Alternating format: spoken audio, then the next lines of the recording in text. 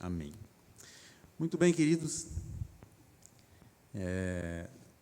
Como de costume, nós queremos ler um texto que está no livro de Provérbios, no capítulo 18, versículo 21. É um texto bastante lido, né, e bastante conhecido de todos nós. Porém, a palavra diz que não me canso de dizer as mesmas coisas, pois é segurança para nós, né? Então, aqui no livro de Provérbios, capítulo 18, versículo 21, a palavra diz assim: a língua, essa língua é a nossa língua, né? Não é a língua portuguesa, é essa língua que nós possuímos, né? Que nós temos. Isso, é um órgão isso, né? A língua, essa língua, tem poder sobre a vida e sobre a morte. Olha só que fantástico, né? E diz assim: e os que gostam de usá-la comerão do seu fruto. Lembrando que existem frutos bons e frutos nem tão bons, né? E o que é mais crítico, queridos, essa palavra diz que essa língua que nós possuímos, da forma com que nós usamos, nós podemos gerar vida e gerar morte. Por isso nós precisamos usar bem a nossa língua, as nossas palavras, aquilo que nós dizemos, a forma como nós nos comunicamos. Por isso eu quero convidá-los a repetir comigo: em minha boca está o poder sobre a vida e sobre a morte. Eu falo palavras de vida e não de morte, palavras de saúde e não de doença, palavras de alegria e não de tristeza, palavras de abundância e não de escassez, porque em minha boca existe um grande milagre. Amém, glória a Deus, glória a Deus. Vamos aplaudir o Senhor? Glória a Deus, isso aí, glória a Deus, isso aí. Muito bem. Bom, como vocês já estão sentados, né, eu não vou falar para você cumprimentar o irmão que está ao seu lado e se sentar, vocês já estão sentados, então, se alguém quiser mesmo assim cumprimentar alguém, acenar para alguém, fica à vontade. Tá? Queridos, o título da mensagem de hoje chama-se A Vitória é do Senhor. A nossa vitória pertence ao Senhor. Quem nos dá a vitória é o Senhor. Amém? Então eu quero trazer, queridos, na verdade este é um estudo, né? Em cima de dois textos-chave da Palavra de Deus, que tratam deste aspecto, o aspecto da vitória. Vitória para a nossa vida. E é claro que tudo que foi escrito na Bíblia foi escrito para o nosso ensino. Se foi escrito para o nosso ensino, então eu preciso aprender com isso. De nada me adianta ler um conteúdo de um livro se eu não aprender nada com isso, se eu não permitir que aquele conteúdo gere algum entendimento, alguma mudança na minha vida. É lógico que existem muitos livros por aí, né? Livros de vários assuntos, né? Administração, filosofia e por aí vai, né? Mas nós temos um livro que ele é sobre todos estes livros. Querido, se eu pegar qualquer um best-seller deste século, do século passado, quer dizer, falar em século passado vai bem pouco tempo, né? 23 anos só, né? Mas enfim, né? Um livro aí escrito por Abraham Lincoln, a nossa ex-presidenta, né? Como ela se dizia, também escreveu o livro. Então, mas claro, não vou orientar para ninguém, não quero isso para vocês, nem para mim, certo? Mas qualquer um desses livros, queridos, por mais que eles tenham surtido algum efeito na vida das pessoas naquele momento, esses homens ou mulheres, né, que escreveram esses livros, eles morreram. E o conteúdo desse livro foi útil, talvez, né, para algumas pessoas durante um período da sua vida, durante um momento.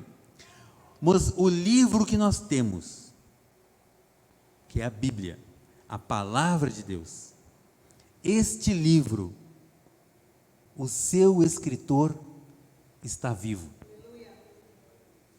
E tudo que está escrito nesse livro, queridos, é palavra viva, que não morre. Um exemplo disso é que a Bíblia continua sendo o livro mais vendido. Quer dizer, não só vendido, né? Porque quem compra pode simplesmente pegar e colocar numa estante lá e não mexer mais. Mas é o livro mais lido, queridos. É a palavra de Deus revelada para o nosso ensino. Para isso, então, ela foi escrita. E eu quero iniciar, então, este assunto de hoje, até por conta de que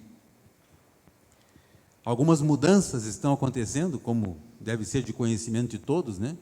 Principalmente no que diz respeito à questão tributária na nossa nação, em alguns aspectos, certo? Que podem ter gerado alguns mal-entendidos aí, né? Então, queridos, eu quero iniciar esse assunto de hoje lendo com vocês, claro, o livro de Salmos, do capítulo 23, Salmos 23, tenho plena convicção de que não precisaríamos nem ler, né, porque todos conhecem esse salmo, né? Mas o Salmo 23, ele é um texto riquíssimo. E ele nos dá uma noção do que é alguém que tem convicção, certeza, confiança da sua vitória. E quem é que dá essa vitória? Certo? Davi, o salmista Davi, quando escreveu esse salmo, né? Ele era ainda menino. E um menino que tinha responsabilidades. Foi incumbido a ele que ele tomasse conta de um rebanho de ovelhas. E ele então cuidava dia após dia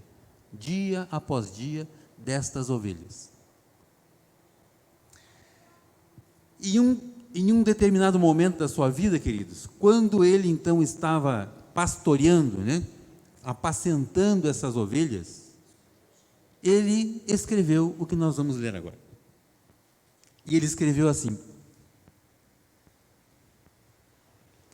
O Senhor é o meu pastor, de nada terei falta. Outra versão diz: o Senhor é o meu pastor e nada me falta. Nada me falta. Eu não tenho falta de coisa alguma, porque eu tenho um pastor sobre a minha vida. E esse pastor que ele está se referindo, queridos, não é a pessoa do pastor, né, da igreja, como vocês conhecem, né? Eu representando essa figura aqui de pastor da igreja. Não, ele está se referindo a Deus. Deus. Tá? Próximo.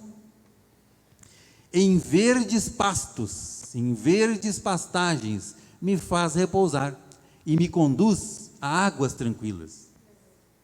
Restaura-me o vigor, guia-me na vereda da justiça, por amor do seu nome. Mesmo quando eu andar, ou se ainda eu andar por um vale de trevas e sombras e morte, não temerei perigo algum, pois tu estás comigo. Tu estás comigo. A tua vara e o teu cajado me protegem. Preparas um banquete para mim à vista dos meus inimigos. Tu me honras ungindo a minha cabeça com óleo e fazendo transbordar o meu cálice. Sei, olha o que ele está dizendo. Sei, conheço, confio que a bondade e a fidelidade me acompanharão todos os dias da minha vida e voltarei à casa do Senhor enquanto eu viver. Que maravilhoso isso, né? Queridos, quando Davi escreveu esse salmo, como eu falei, ele era um menino, né, um jovem ainda, e ele então tomava conta de algumas ovelhas que o seu pai, né, Jessé, havia enviado para ele. Davi, ele não morava com a sua família, Jessé e os seus filhos, né? Davi, creio que vocês saibam disso, mas Davi, ele era um filho bastardo, né? Um filho fora do casamento. Então, essas coisas não são de hoje, né? Acontecia naquela época, né? E Davi então nasceu, e quando Davi nasceu, o pai dele pegou uma casa, né, em uma região lá, distante, afastada da sua família, e colocou então lá essa mulher, a mãe dele e o Davizinho ali, né, a criança, certo?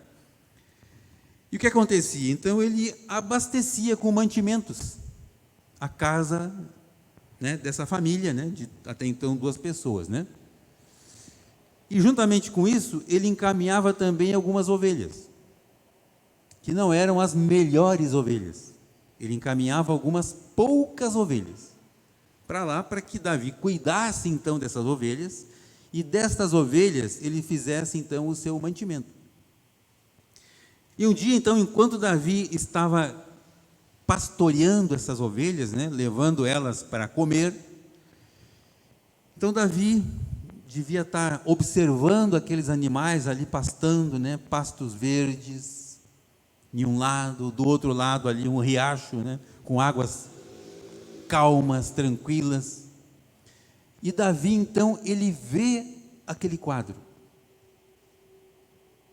ele observa aquela cena, e ele escreve então esse salmo. Só que quando ele escreve esse salmo, ele está se colocando na posição das ovelhas.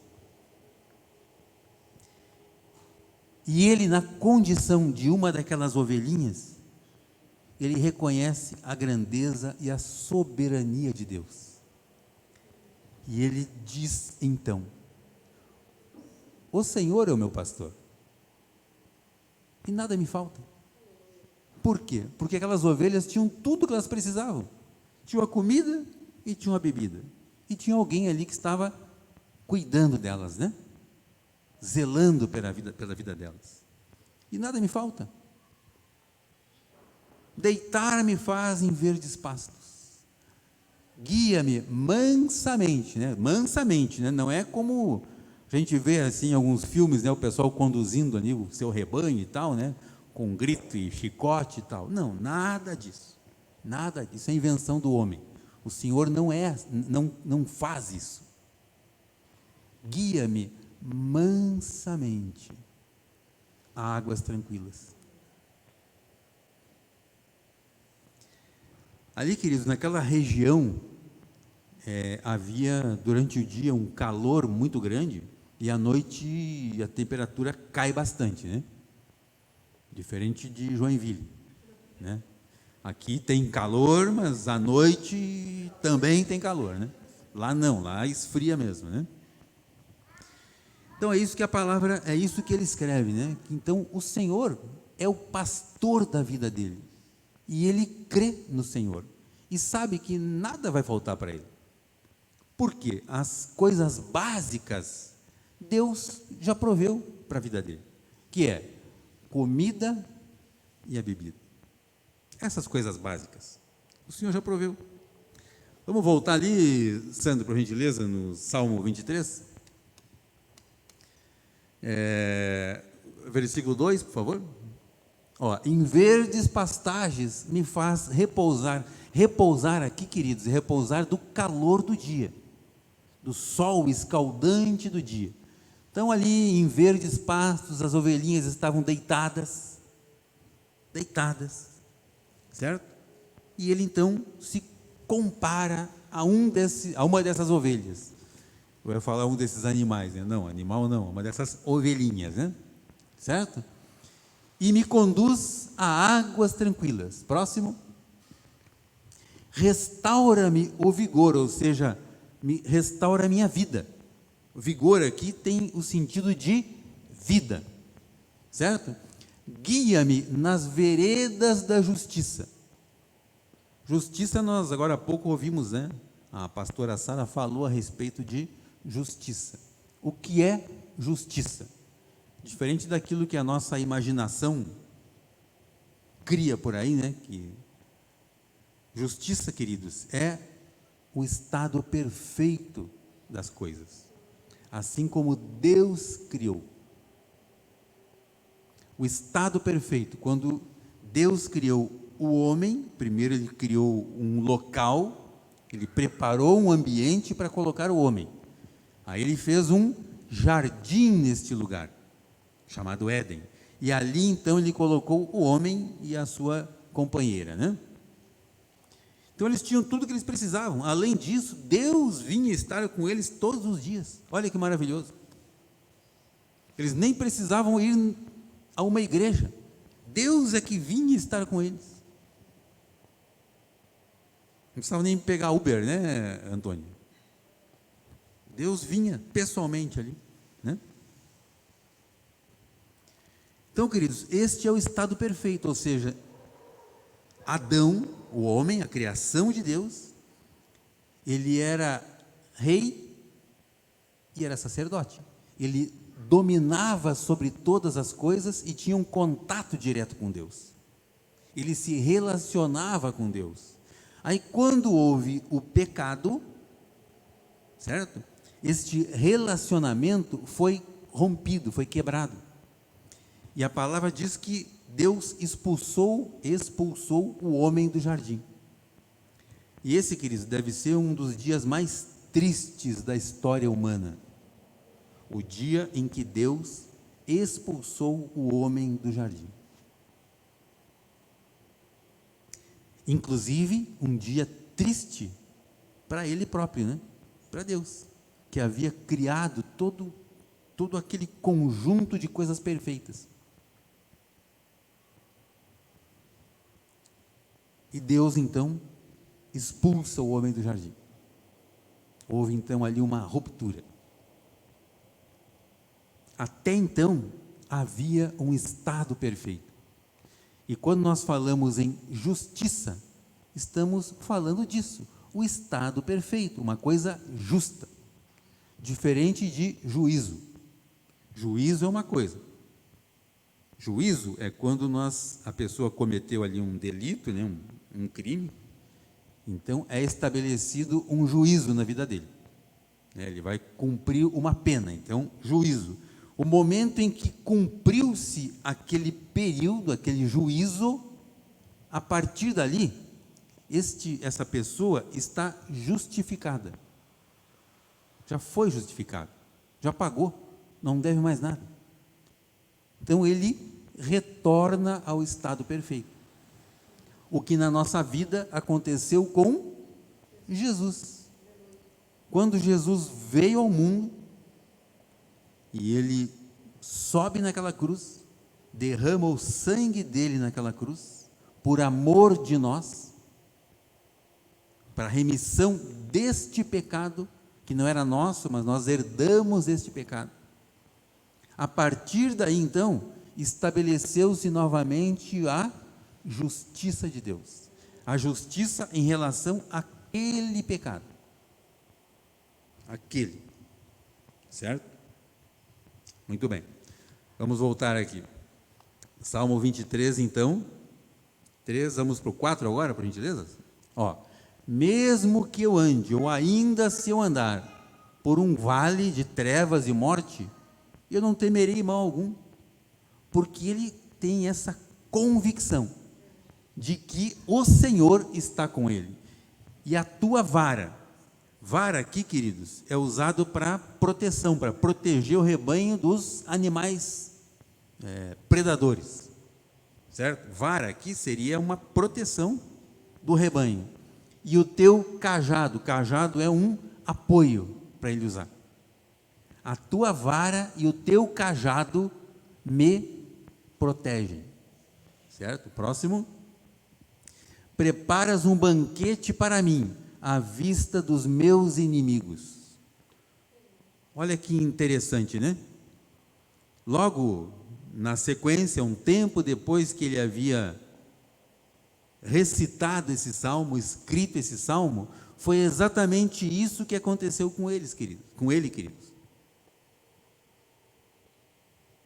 Inimigos aqui também pode ser considerado a sua própria casa, família, os seus irmãos, certo? Quando Davi é ungido rei, acontece exatamente isso com ele. Preparas um banquete para mim, à vista, ou seja, na presença dos meus inimigos. Tu me honras, Davi foi honrado, ungindo a minha cabeça com óleo. O profeta Samuel foi até a casa de Jessé para ungir um rei. Aí a história bíblica diz que ele chegou lá, não sabia quem era, né? Deus apenas falou para ele, vai até a casa de Jessé, o belamita, tal, e vai ungir um que eu escolhi. E ele foi, sem saber quem era. Aí chegou lá, estavam os filhos naturais, né? Os filhos de Jessé com a sua esposa.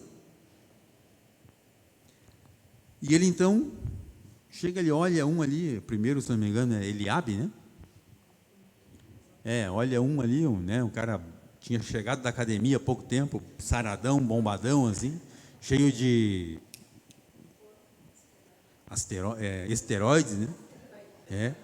Asteroide podia cair na cabeça ali, né? Suplemento, né? Suplemento, assim, de academia, assim, um cara, parecia um frango, aqueles de peito duplo, assim, sabe? Aí, a palavra disso está escrito, queridos, né? Que Samuel olhou para ele e falou, é esse o cara, é esse aí, só pode ser ele, né? Alto, grande, bombado, imagina, é esse o cara. Aí ele pegou o chifre, né? Que é onde ele levava o azeite, o óleo, né? Certo?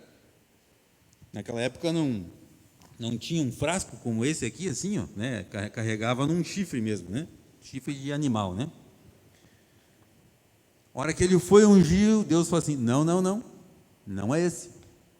Aí ele, mas não é esse, então é esse o outro aqui, na sucessão, né?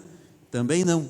Aí ele perguntou assim, por acaso, haveria de haver um outro filho? Está me escondendo algum outro filho? Aí Jessé fala, realmente eu tenho um outro filho que está apacentando ovelhas. Aí Jessé fala assim, traga-o aqui, não sentaremos à mesa, até que ele chegue. Aí chamaram Davi, imagina que não deve ter pego ali um quadriciclo, uma motinho, né, para ir buscar ele, não, então a história, a gente está falando aqui, é coisa rápida, mas isso deve ter demorado um pouco, a comida até esfriou lá, né, teve que esquentar a comida, certo? Aí Davi chegou então e Deus fala para Samuel, e Davi então foi ungido rei, unges a minha cabeça com óleo. Aconteceu isso, certo? Fazendo transbordar o meu cálice. Era costume, né, naqueles dias, quando você ia ungir alguém, derramava o óleo sobre a cabeça, né, então o óleo ele escorria, aí colocava-se um cálice para aparar esse óleo, né?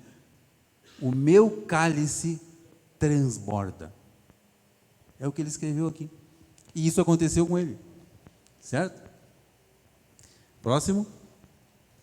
Sei, olha só, queridos, sei, conheço, confio, tenho convicção. Eu sei disso, eu acredito nisso, que a bondade e a fidelidade me acompanharão todos os dias da minha vida. E voltarei, olha só, e voltarei à casa do Senhor, enquanto eu viver. Queridos, naqueles dias, Davi, então, ele estava vendo, ele estava tendo essa visão do meio onde ele vivia, onde ele estava.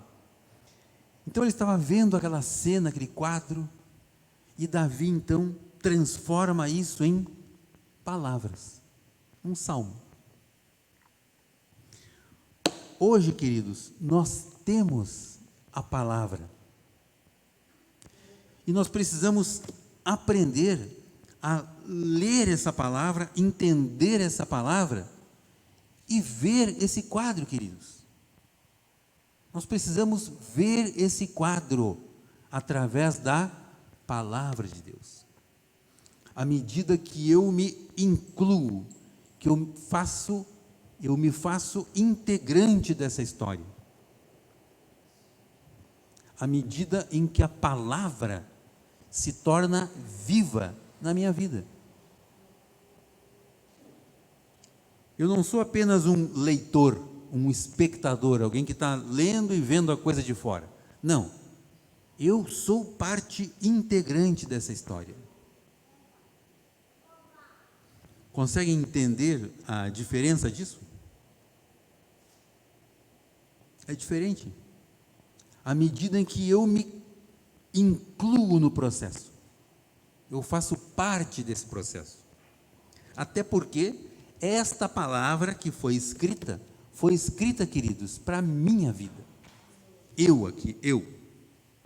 Assim como, da mesma forma, para vocês e para todos nós. Tudo o que foi escrito para o nosso ensino foi escrito. Portanto, nós precisamos ter um coração ensinável, um coração que aprende, não um coração duro, fechado. Alguém que ouve, alguém que lê, certo? Mas não, isso não é bem assim, certo? Isso foi assim naquela época lá. Hoje não é mais assim. Até porque eu tenho meu ponto de vista, eu tenho as minhas ideias, eu estudei, eu fiz mestrado, semestrado, doutorado e blá, blá, blá, blá, blá, blá. Então eu sou mais inteligente do que esse negócio aí que, isso aqui tem, algumas coisas aqui tem quase 6.000 anos. No mínimo 2, né? Metade dela, quase a metade, tem 2.000. A outra metade, né? De 2, 3, 4, 5. Então esse negócio já está cheio de bolor aqui, tem até teia de aranha. Então já não serve mais para a minha vida. Certo? Então é um coração duro, um coração que não recebe a palavra. Uma pessoa que constantemente passa por problemas. Por quê? Porque se considera superior à palavra. E a palavra diz que a graça nos foi dada. E se o meu coração é duro, eu não recebo. Se o meu coração é duro, queridos, eu não acesso aquilo que eu já tenho, que já me foi dado. Mas porque eu sou cabeção, eu acho que eu preciso conquistar. Eu tenho que fazer para merecer. E eu fico lutando e me debatendo e tendo dificuldades. Enquanto que eu preciso apenas crer e receber. Eu creio, portanto eu recebo. Eu creio, aí a graça de Deus na minha vida me faz vencedor ou mais do que vencedor? Mais do que vencedores. Quem foi o vencedor? Jesus. Hoje, nós somos mais do que vencedores, porque nós cremos, nós conhecemos, cremos e recebemos a graça que Ele nos deu. E em cima disso, então, eu passo a viver. Hoje eu vivo na graça. Eu não vivo mais na época da lei e nem na época da morte. Eu creio que vocês sabem, né, que a história do mundo, ela se divide em 3 partes, né? Não é pré-história e plá, plá, plá, não é isso, né? Não é nem ACDC, né? ACDC não é exatamente antes de Cristo ou depois de Cristo. É antes do casamento e depois do casamento. Não, brincadeira, né? Brincadeira, né? A história, queridos, ela é dividida em 3 partes. Existe em 3 gerações, 3 gerações. A geração da morte, que é de Adão, começou com Adão e veio até Moisés. De Moisés até Jesus, a geração da lei, certo? E de Jesus até os nossos dias, a geração da graça. Mas a geração da graça, queridos, é para aqueles que entendem a graça, que vivem a graça, que recebem a graça e que se deixam influenciar pela verdade da palavra. Então eu sei que isso aqui foi escrito para que houvesse ensino na minha vida. Então eu leio e guardo essas palavras no meu coração. Eu guardo, eu agasalho as palavras no meu coração. E eu não tenho dúvida. Porque não pode haver em um mesmo coração. Quando eu falo coração, eu estou falando não o nosso órgão, né? Palpitante aqui, né? Mas o coração do homem também é conhecido pelo espírito do homem. Homem e mulher, né? As mulheres ficam assim, não, é só o homem, então está tudo certo. Não, homem e mulher, né? O nosso coração, nosso espírito,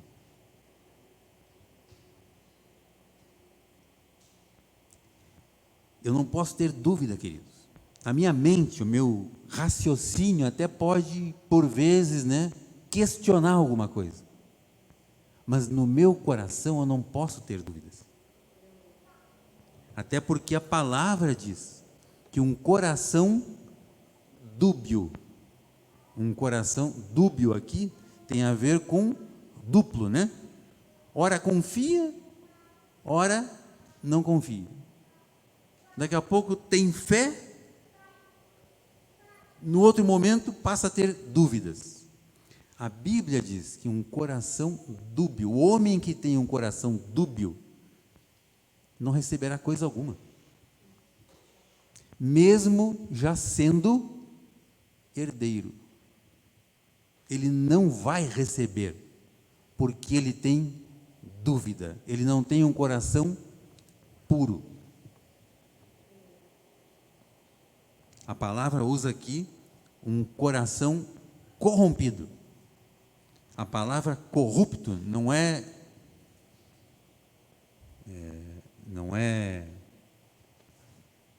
aplicado somente a algumas situações que a gente ouve aí nas mídias, nas notícias, né? A palavra corrupto, querido, significa um coração duplo. Coração, né? Rupto, rompido, dividido. Um coração dividido. Ruptus, coração dividido. A palavra diz que aquele que tem um coração dividido não receberá coisa alguma. Então eu preciso escolher um lado. Certo? Eu preciso escolher um lado. Porque se eu ficar em cima do muro, eu vou tomar bomba dos dois lados, né? E não foi para isso que Deus nos criou. Deus nos criou para que nós tenhamos uma vida abundante. Uma vida de paz, uma vida de prosperidade. Uma vida regada de bênçãos. Agora, se eu tenho dúvidas em relação a isso, eu não recebo. A bênção passa por mim, né? Tipo um tobogã assim, né? Sabe aqueles tobogã assim? Passa. E no meu caso até é mais fácil, né? Porque não tem nem o cabelo para atrapalhar, na minha passa direto assim. Então eu principalmente não posso ter nem sequer nada de dúvida. Certo? Quem tem uma cabeleira assim ainda retém um pouco, né? Mas, no meu caso, depois que eu fui abençoado com aquela bênção ali, Deus tirou os cabelos, né? Querido, você não acredita, mas eu já tive cabelos, certo?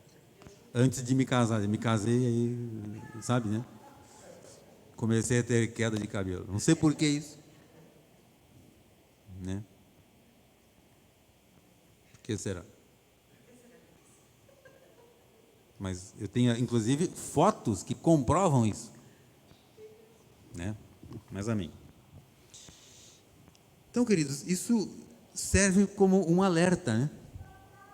Um alerta para que nós, em momento algum, podemos ter algum tipo de dúvida em relação à palavra, em relação às promessas da palavra de Deus. Se eu tiver dúvida, se eu não crer corretamente nisso, a Bíblia diz que o meu coração está partido, corrompido. Coração partido, cor ruptus. Então, ora, eu acredito naquilo que está escrito, enquanto aquilo me convém, porém, no momento em que aquilo que eu quero fazer já não está de acordo com a instrução da palavra, aí, não, mas deixa para lá. Então, daqui para frente, cuido eu. Daqui para frente, eu toco a minha vida sozinho. Claro que ninguém aqui é assim, entendeu? Mas existem outras regiões aí que as pessoas fazem isso. Tentam dar o seu jeitinho próprio nas coisas. Certo? E queridos, mais uma vez, nós precisamos ter fé na palavra de Deus e naquilo que a palavra tem para a nossa vida. Voltando à história desse menino aí, né, do Davizinho, nós sabemos que um tempo depois, ele foi chamado pelo seu pai para levar comida, mantimentos e também para trazer notícia de 3 dos seus irmãos mais velhos, né, que estavam numa frente de batalha, onde os israelitas estavam guerreando com o exército dos filisteus. Aí ele chega, ele vai até lá, né? Só que quando ele sai para levar esses mantimentos, a palavra diz, queridos, que ele não deixou o seu rebanho sozinho, ele deixou o seu rebanho com um outro pastor. Zelo, cuidado.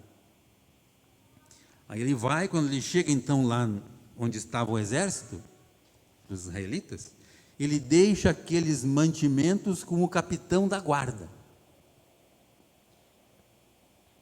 Zelo, cuidado. E vai então se informar a respeito dos seus irmãos. Só que enquanto ele estava fazendo isso, aparece quem? O Golias, um guerreiro filisteu, inimigo, que há 40 dias vinha e desafiava o exército de Israel. desafiava, bravejava, praguejava contra eles. E era costume naquela época, né? O exército não chegava e começava a brigar, né, uns com os outros, assim, como a gente vê em alguns filmes, né? Eles escolhiam um guerreiro de cada lado. Se esses dois guerreiros, então, resolvessem lutar entre si, aquele que vencesse dominava todo o exército inimigo. E essa foi a proposta que esse guerreiro filisteu fez para o povo de Israel. Ó, vocês aí, escolham um homem para que venha lutar comigo. Se eu vencer, vocês serão nossos escravos e nos servirão. Se o seu guerreiro, seu lutador, me vencer, nós seremos seus escravos e vamos servir vocês. Aí Davi ouviu então, né, ele bradando assim, dessa maneira, né, desfilando na frente, né, das fileiras de soldado. Fala ali que inclusive haviam trincheiras, né?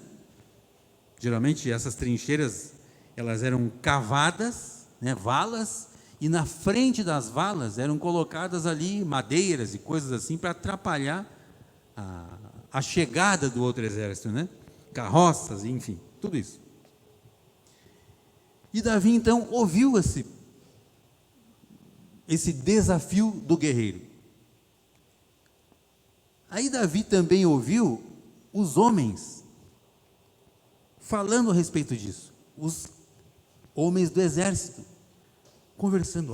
Pois é, você viu aquele guerreiro, né? Ele vem há tantos dias já, vem desafiando e praguejando e tal, mas sabe o que está acontecendo? O rei prometeu que quem vencesse ele, o rei ia dar muitas riquezas, ia dar mando à sua filha, ia isentar de impostos a família do seu pai. Aí Davi ouviu aquilo, opa, tem alguma coisa diferente aqui, né? Aí foi então, perguntou para um outro soldado, e ele repetiu a mesma coisa. Aí Davi então, em cima disso, em cima da palavra do rei, porque todo o exército, queridos, estavam com medo. Eles estavam com medo desse guerreiro. Ninguém tinha coragem de enfrentar Golias. Todos eles estavam com medo daquela situação. Aí Davi então ele vai, escuta aquilo e ele então perguntou para as pessoas o que ia acontecer de fato, né, com o homem que matasse aquele guerreiro. E os soldados então repetem para ele, e um dos irmãos de Davi inclusive não gosta daquela situação, repreende Davi, fala para ele: o que é que você veio fazer aqui? Com quem que você deixou aquelas poucas ovelhas, que eram poucas mesmo que ele tinha, né? Eram poucas ovelhas. E Davi fala assim: mas o que eu fiz de novo? O que eu fiz de novo significa que qualquer ação que Davi tomava, os seus irmãos sempre eram contra ele, inimigos, como ele mesmo retrata nesse salmo.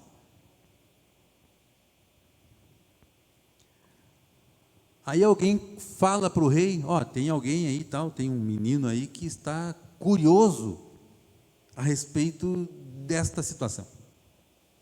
Isso, para vocês saberem, está lá no livro de 1 Samuel, capítulo 17, vocês podem ler em casa, né? E o rei então manda chamar Davi.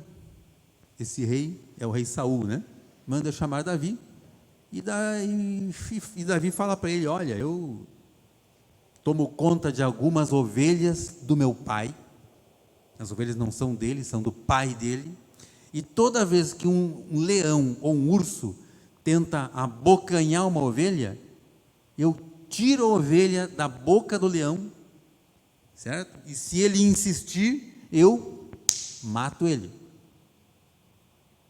E da mesma forma, este incircunciso filisteu, que veio desafiar o exército de Deus, desafiou o exército de Deus. Então ele lançou uma afronta contra o exército de Deus, o povo de Israel. E Davi sabia disso. Davi tinha esse entendimento. Da mesma maneira, eu vou derrotá-lo. Assim como eu matei o leão e o urso, eu vou matar esse guerreiro. Aí Saul fala assim: pô, mas escuta, ele é guerreiro desde a mocidade, e você ainda é um jovem. Então faz assim, ó, não vá de mãos limpas lá, né? Pega aqui o meu escudo, a minha espada, né? A proteção ali. E a Bíblia diz que Saul então coloca aquilo sobre Davi, e Davi não conseguia nem se mover com aquele negócio, e ele tira aquilo então de cima dele, aquilo que não era natural para ele, tira de cima dele, pega o seu cajado, aquilo que ele usa como apoio, e uma funda, né, um estilingue, como é chamado aqui, desce até o ribeiro, e ele pega 5 pedras. 5 pedras lisas do riacho. E volta e vai então encontrar o guerreiro. E quando ele está chegando lá, o Golias, que não estava sozinho, né?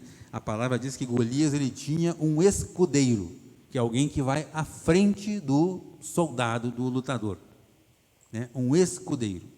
E Davi chega então, ele fala: pô, mas você veio até mim com pedras e paus? E pragueja contra a vida de Davi, fala que vai matar Davi, e vai dar a carne dele para as aves do céu. E Davi fala que não é assim. Você desafiou o exército do Deus vivo. Hoje eu te matarei. Davi fala para ele: e darei a tua carne e a carne do teu exército, as feras do campo e as aves do céu. E Davi fala que vai cortar a cabeça dele. E ele, acabando aquela conversa ali, a palavra diz então que Davi correu ao encontro dele. Davi não ficou esperando ele tomar a iniciativa. Davi correu ao encontro dele, pegou uma pedra, a sua funda, e jogou, e essa pedra acertou a testa, a cabeça de Golias. Aliás, o cara era grandão, a Bíblia diz que ele tinha 2,90 metros de altura. Então era um cara grande, né? Então devia ter uma cabeça grande também, né? Então era fácil de acertar, né? Fosse um cara pequenininho, a cabeça era menor, né? Era mais difícil, né, David? Certo? Então acertou a pedra na testa de Golias. Como ele era um soldado que estava com armadura, possivelmente a testa era o lugar onde ele não tinha nenhuma proteção. Exatamente naquele lugar, naquele local de fragilidade, é que Davi acertou a pedra. E a palavra diz, queridos, que essa pedra, ela entrou na cabeça de Golias e ele caiu no chão.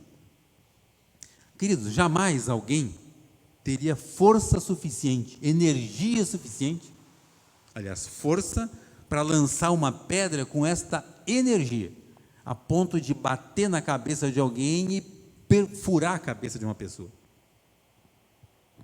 Isso é sobrenatural. Não é natural. E a Bíblia diz que Golias então cai, e quando ele cai, Davi corre, pega a espada dele e acaba de matar. Perfura ele, acaba de matar. Certo? Ele se certificou que ele não ia levantar. Acabou de matar. Acabando de matar, ele pega e corta a cabeça de Golias com a espada do Golias. Certo? Por quê? Porque Davi sabia o que ele estava representando. Davi sabia quem ele estava representando. Por isso ele foi com fé, com convicção, ousadia, né? Muito bem. Davi não teve medo, como o exército ficou com medo. Davi não teve dúvidas. daquilo que ele ia fazer. Davi não prestou atenção na conversa dos subalternos do exército. Davi se fixou o seu pensamento nas palavras do rei, não naquilo que o exército estava falando.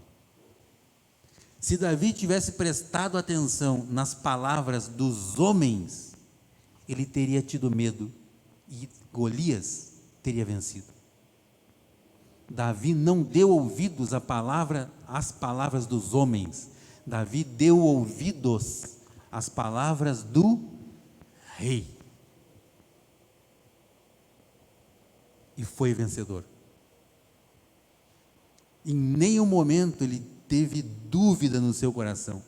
Em nenhum momento seu coração ficou rompido.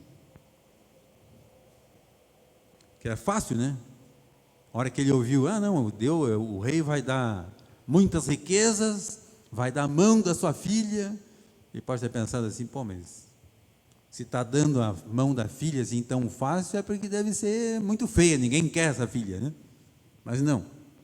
Então ele quer mais, além disso. Vai isentar também a sua família de impostos. Opa, aí já mudou a conversa. Aí ele foi. Foi com confiança. Ele não deu ouvidos aos homens, aos soldados. Ele ouviu a voz do rei. E como ele ouviu a voz do rei, ele foi vencedor. Queridos, hoje nós temos as palavras do rei. Nós temos a palavra de Deus para que nós possamos considerar na nossa vida. E o momento em que eu vivo aquilo que a Bíblia diz que eu tenho para a minha vida, quando eu aplico os princípios da palavra de Deus na minha vida, eu tenho êxito naquilo que eu faço. E queridos, em um momento de talvez algumas pessoas, estejam até com um certo receio de que, poxa, mas a economia do Brasil está indo para lá, está indo para cá, como é que fica isso? Independente, queridos, daquilo que os homens estão fazendo, daquilo que os homens estão falando, não concentre a sua atenção nisso. Isso vem de baixo. Concentre a sua atenção naquilo que a Bíblia diz. Não dê ouvidos à voz dos homens. Até porque os homens hoje estão de um lado, amanhã estão do outro, Mudam de lado, trocam de camisa, de bandeira, enfim, Partido, certo? O nosso Deus, Ele não muda. As palavras de Deus para a minha vida são imutáveis. Por isso, queridos, nós precisamos ter essa confiança, independente de como está a situação, independente de como está o vento, a maré, o clima, não importa. Existe uma palavra, essa palavra traz uma promessa. Pronto, é isso que eu vou viver. Essa é a linha que eu vou viver. Em cima de uma palavra que para a minha vida tem uma promessa. É isso que Deus falou que eu sou, não que eu serei. É isso que Deus falou que eu sou. Pronto, então eu confio nisso. E vivo, e ando, e caminho em cima disso.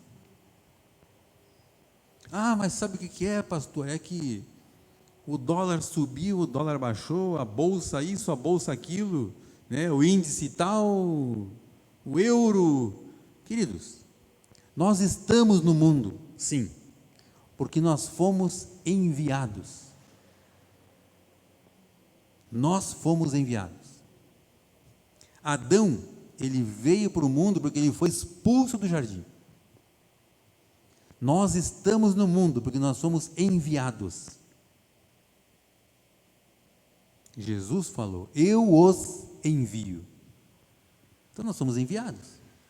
Nós que cremos em Jesus, estamos aqui porque fomos enviados. Se nós fomos enviados, aquele que nos enviou, este, queridos, que nos enviou, ele vai nos abastecer de tudo aquilo que nós precisamos. Tudo aquilo que eu preciso para a minha vida, ele já me deu. Voltando ao Salmo 23. Este Senhor, Ele é o meu pastor. E nada me falta. Nada me falta. Ou seja, nele, confiando nele, eu tenho tudo o que eu preciso. Então, independente se o dólar subiu, se o dólar baixou, independente de aquilo que as pessoas chamam de crise, queridos, eu tenho um caminho. Este caminho é um caminho que me foi orientado pela palavra de Deus. Então, eu ando neste caminho, de acordo com a palavra. Eu sou aquilo que a palavra diz que eu sou. A minha casa, a minha família é aquilo que a palavra diz que a minha família é. A minha empresa, os meus negócios são aquilo que a palavra diz. E a palavra diz que tudo o que nós fizermos prosperará. Tudo, não é alguma coisa, não, tudo. E esse tudo, queridos, é quando nós confiamos nele, na palavra. Amém? Então eu quero deixar, para encerrarmos aqui, uma reflexão, para nós praticarmos durante a semana, né? Vamos fazer esse teste, independente das notícias, das mídias aí, né? Vamos aplicar a verdade da palavra de Deus na minha vida. Pegue esse Salmo 23 e traga para você. Se coloque dentro desse Salmo. Viva esse Salmo. Veja esse quadro. O Senhor é o meu pastor e nada me falta. Se veja dentro desta cena. Ele me guia a verdes pastos e a águas tranquilas, não águas turbulentas, águas tranquilas. É isso, queridos, que Deus tem para a nossa vida, uma vida de vitória, uma vida de paz. Amém? Vamos nos colocar em pé, por gentileza? Quero fazer uma oração, depois nós podemos seguir então para as nossas casas, né? Isso, vamos ter o louvor, bem lembrado. Pai Celestial, graças te damos, Senhor. Quero agradecer por esse momento onde podemos aqui falar a respeito das maravilhas que o Senhor conquistou para cada um de nós. Obrigado, Senhor, porque o Senhor nos ama. O Senhor nos ama e nos deu o teu Filho Jesus. Sabemos, Pai, que Jesus nos ama e nos deixou o Espírito Santo. Sabemos, Pai, que o Espírito Santo nos ama e nos deixou a palavra para que esta fosse lâmpada para os nossos pés e luz para o nosso caminho. Pai Celestial, que cada um dos meus irmãos possa praticar a verdade da Tua palavra e aplicar isso na sua vida, Senhor. Aplicar diariamente os princípios da palavra de Deus na sua vida, na sua casa, nos seus negócios, na sua família, nos seus estudos, no seu trabalho, em tudo, Senhor, em tudo quanto fizermos. que o nosso manual seja a tua palavra, Senhor. Pai Celestial, declaro uma semana regada de bênçãos tal como nunca antes houve na vida dos meus irmãos, na minha vida. Eu declaro, Pai, uma semana abençoada. Eu declaro que os meus irmãos colherão até onde mesmo não semearam, Senhor. Eu declaro, Deus, que tudo aquilo que eles fizerem, o Senhor fará prosperar. Eu declaro, Deus, que cada um de nós passará por momentos extraordinários, porque a tua presença está conosco, Senhor. Amém, Senhor. Glória a Deus. Glória a Deus. Amém, Senhor.